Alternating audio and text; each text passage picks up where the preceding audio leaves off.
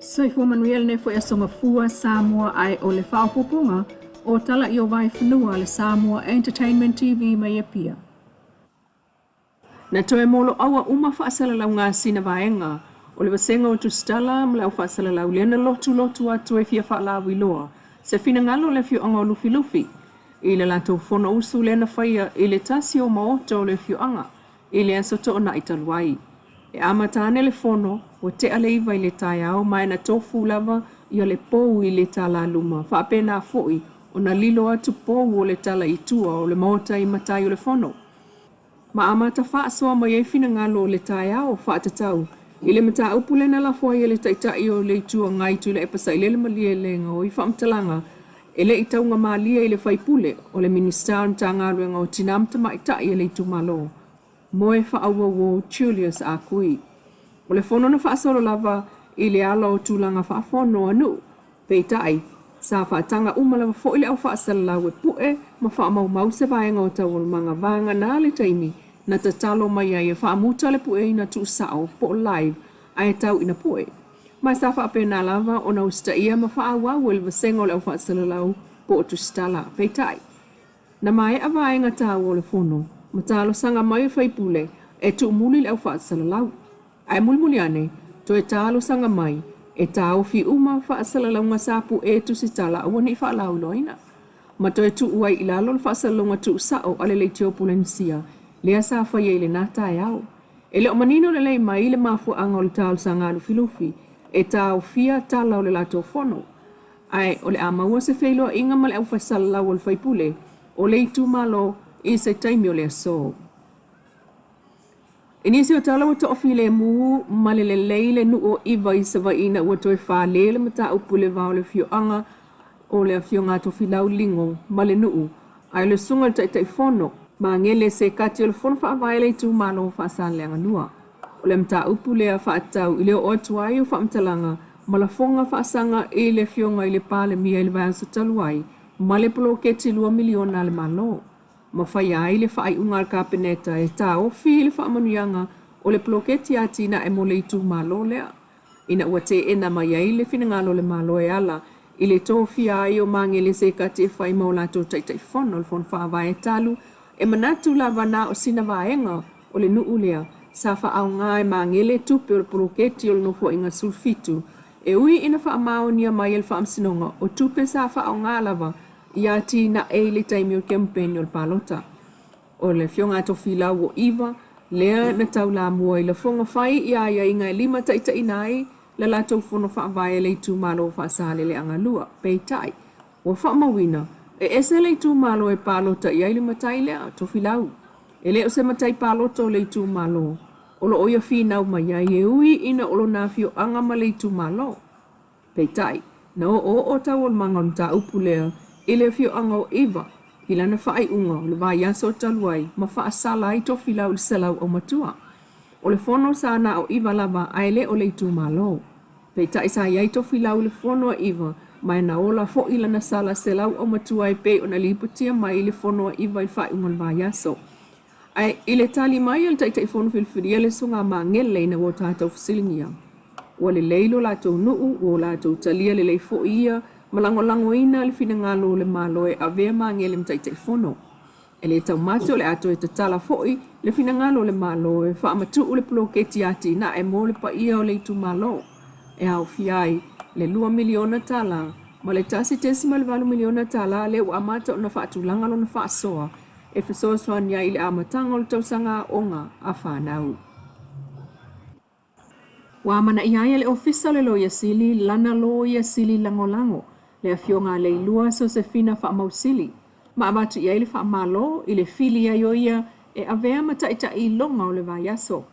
O le whamtalanga whalawa i tele mai le ofisa loia sili o wha ailoa mai ai. Le mita ngao le ofisa i le ngādwenga wha atino le afo i tamali. O lo ngafa o ia ma le vainga o konkalate le malo. O malienga wha afea ngainga o mea tau tupe. Ia mautinoe ato o toa uma. O malienga wha avao malo. E le whaafiti pe ewa ai atu isa whenga inga maa fia e o le walu sfulu i tū lau. E iai lava lana awalai whaatino ai. O lana taita inga foi, ua mōni mawina, Le taunu unga le i le siti ai o lo ia o ngā lulu e lalo o lana taitainga. E le fefe e na te avatu wha taitainga i le au whai ngā ruenga e pe o le taula iai ia maua se taunu unga i le taimi wha atulanga e talo sangai lana wha atua whala inga. O ta wafo elo na ofisa le ta ua o le ngā ruenga Leilua so se fina awa le wha atulanga ina. O kone kalate mō polo keti o malienga wha atupe malupui pui ai mea whai ma whea ngainga mō le lautele.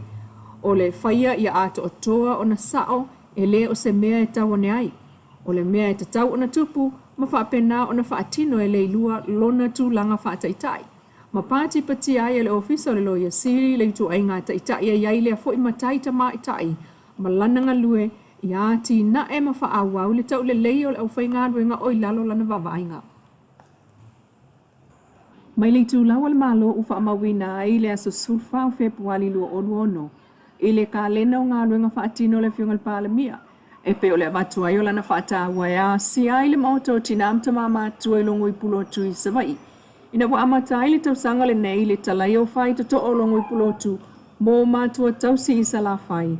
E lua e le maota i mapu i whangalele le kālesia Katoliko Roma. Pei tai uwha mawina fo i le au nanga le nei le kālesia Katoliko o lo ta tala lava i mātua tausi mai so o se talito nunga i lo tātou o tunuu. Ai o leo o atu iai o le whiunga le pālamia le sunga la au le mali e tō pulata i vau le uatea pulata i vau Fosi Schmidt. I le aso tōna i talua i sulfa o Februari. Ua o se tasi leo whaasili ngā malosi i le vaenga o mātua ua tausi ai nei e a whiunga i ta maita i sā. Mai ua o se la asanga o tulimata ia i le malo i a launga ta sia umatangata e ana Samoa i whaamanu ianga maua ma o nā tina e whai. O wheofofo inga i lea tai ao tā ua, malongo i pulotu e ao fiai, le whaafetai e mātua tausi o le taitai o le malo, ai o le lātou whaamanuia i lona wala awina. Masau no fo i le whiunga le pālamia, o se lao ua manino ai vaenga i ao na ave iai le fsosoni le malo, ina ia tutusa ai male no fuanga whaapito i mapu i whangalele, mai o le a whaawau pēr le fsosoni mo ia no fuanga, ma sila i vaenga e siti ai au nanga mo matua tausi a oanga i atu i le lumanai. E lima so le ngā lue whaatasi ai le wa leo leo ngā tai whalo le malo Amerika, ma le mta ngā lue ngā whaatu angam whai ngā whai wa Samoa. I le langolango ina lea, o le pui pui o ngā tai whalo le tātou tunuu, mai soli tu la fono i whaatino i lungo sami ai maise, o le pui pui o whai ngā whai wa, mai le whaangota whaasoli tu la fono, o Sami o Samoa. E lua vai aso lewa tau fia i le talaina o le selau lima sfuta al tangata i lu tātou tunu. Ma wha amalulu mai ele whionga le pālamia ona o lea suinga na tasi i aile malo. Talu le whaanofo file muina pea o Samoa i ni tua inga. O le selau lima sfuta ma abe se wha pea. O se wha ato sina ili whai ngā pālo tala i titi ai tū malo e lua o loma nei. Ia la tau masafata i le sulu sulfito le masina le nei o Februari.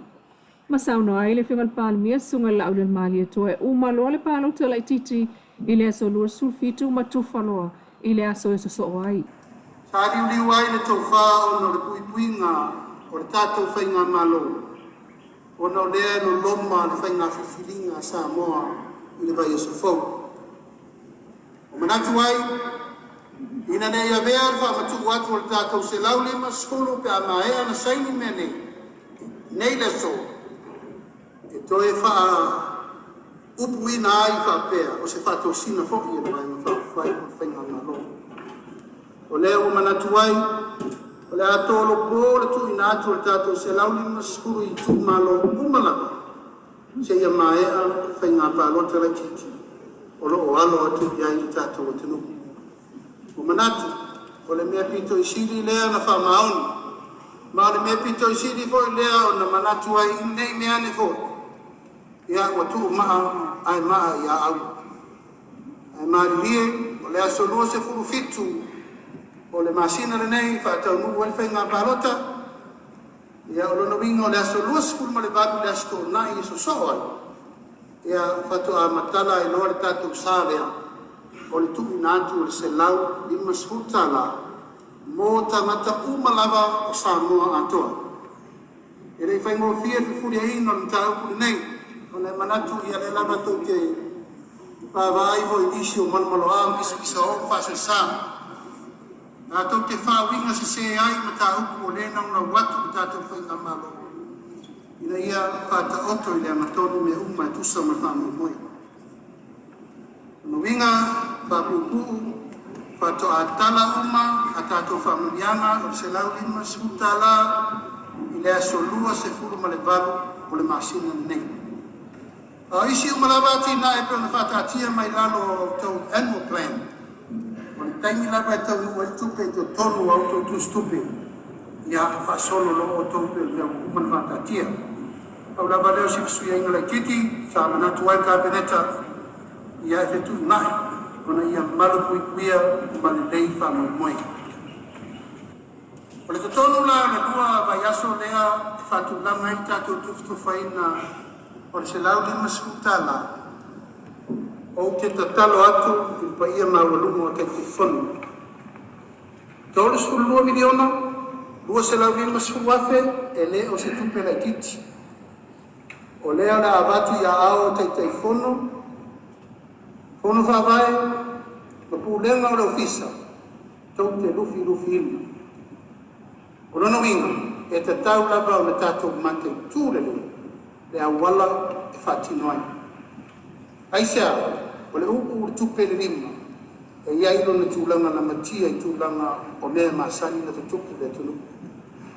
A lewa awatu le whautuanga, a le matanga wenga, i whainga whaavai, e lima taita ina ai le tupa tufa ina o le tātou tupe le nei.